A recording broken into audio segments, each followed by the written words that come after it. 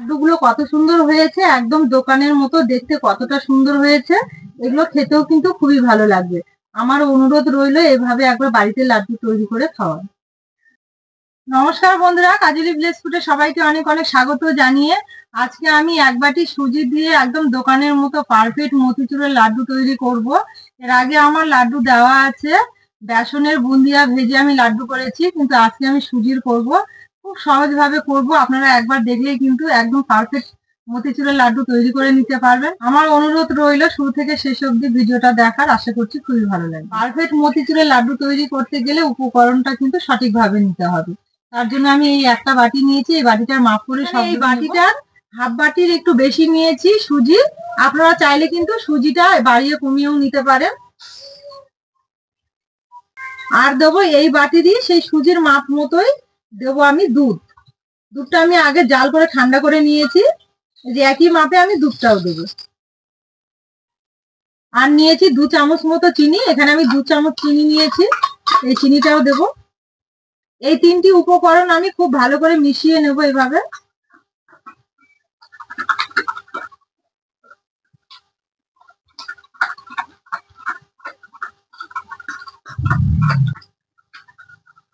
এইভাবে আমি চিনি, সুজি আর দুধটা খুব ভালো করে মিশিয়ে নেব। সবগুলো দিয়ে আমি ভালো করে মিশিয়ে নিয়েছি। এবার আমি এটা 5 থেকে 6 মিনিট থালা দিয়ে ঢেকে রেস্টে রাখবো।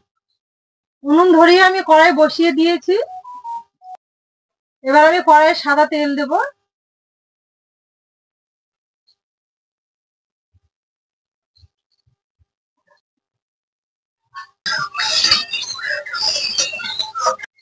সুজির ব্যাটারটা আমার 5 মিনিট ঢেকে রাখা হয়ে গেছে।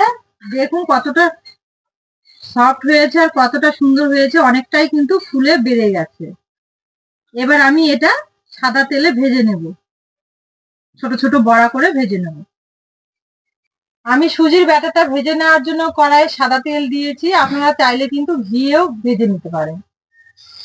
এবার ছোট ছোট করে যেমন আমরা বড়া ভাজি সেইভাবে ভেজে নেব।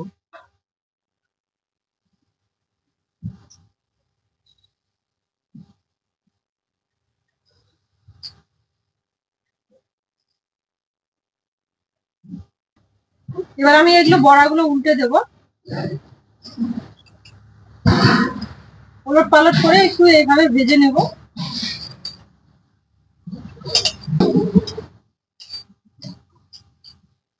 বড়াগুলো ভেজে নেওয়ার সময় কিন্তু উনুনের আঁচটা খুব আস্তে দিয়ে এগুলো ভেজে নিতে হবে।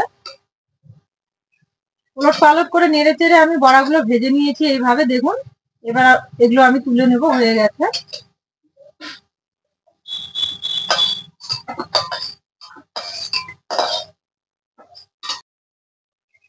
একইভাবে এগুলো ভেজে নেব, সবগুলোই আমি একইভাবে ভেজে নেব।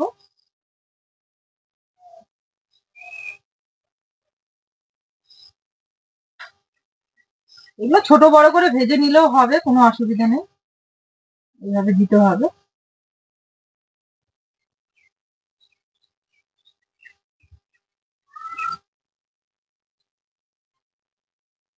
সবগুলোই আমি বেশি করে দিয়ে একসঙ্গে ভেজে নেব।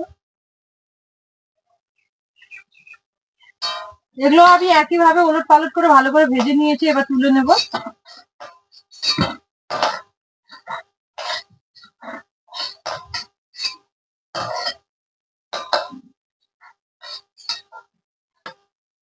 এবার আমি এগুলো কিছুক্ষণ ঠান্ডা হতে দেব। বড়াগুলো আমার অনেকটাই ঠান্ডা হয়ে গেছে। এবার আমি এই মিক্সিতে গুঁড়ো করে নেব।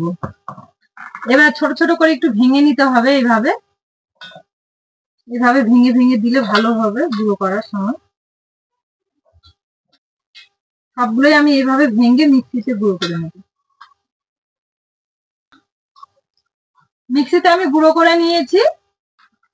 এবার এগুলো আমি ঢেলে নেব। এই যে দেখুন কত সুন্দর হয়েছে।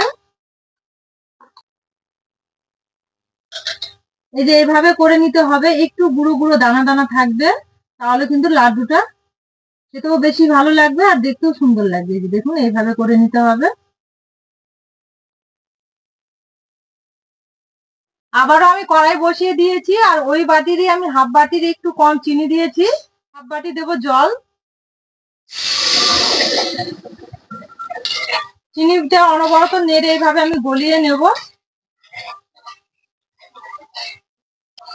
চিনিটা নেড়ে আমি ভালো করে গলিয়ে নিয়েছি। এবার দেবো আমি কয়েকটা এলাচ গুঁড়ো করে নিয়েছি, এলাচ গুঁড়ো সিরাপের মধ্যে দিয়ে দেব।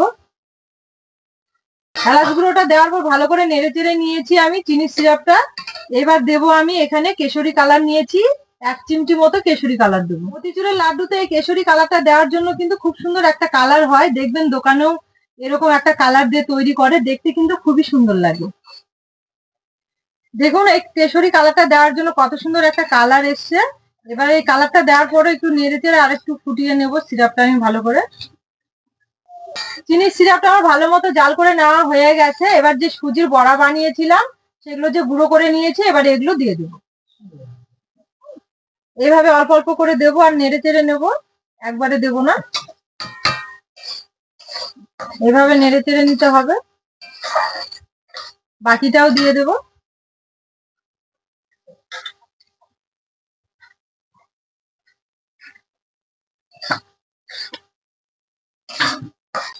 সুজির গুঁড়োটা দেওয়ার পর আমি এইভাবে নেড়ে চেড়ে শুকিয়ে নিয়েছি। এবার আমি চাল মগজটা দিয়ে দেবো। দেওয়ার পর আবার একটু নেড়ে চেড়ে নেব, এভাবে করে নিতে হবে। এবার এটা আমার হয়ে গেছে, নামিয়ে নেব। এবার আমি থালার মধ্যে ঢেলে নেব।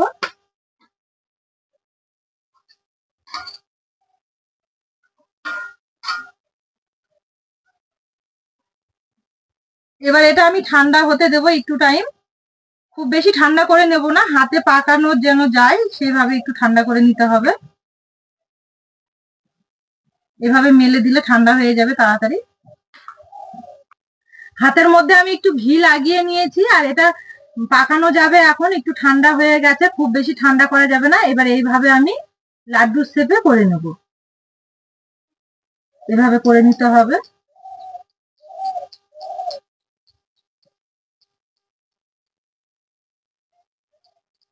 এই যে দেখুন আমি একটা লাড্ডু তৈরি করে নিয়েছি, এইভাবে সবগুলোই করে নেব। কত সুন্দর হচ্ছে দেখুন। একইভাবে আমি সব লাড্ডুগুলো তৈরি করে নেব এইভাবে।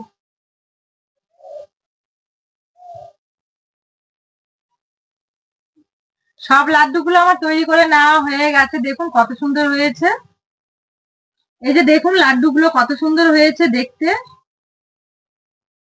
বাড়িতেই যদি এত সুন্দর লাড্ডু তৈরি করে নেওয়া যায় তাহলে আর দোকান থেকে কিনতে হবে না।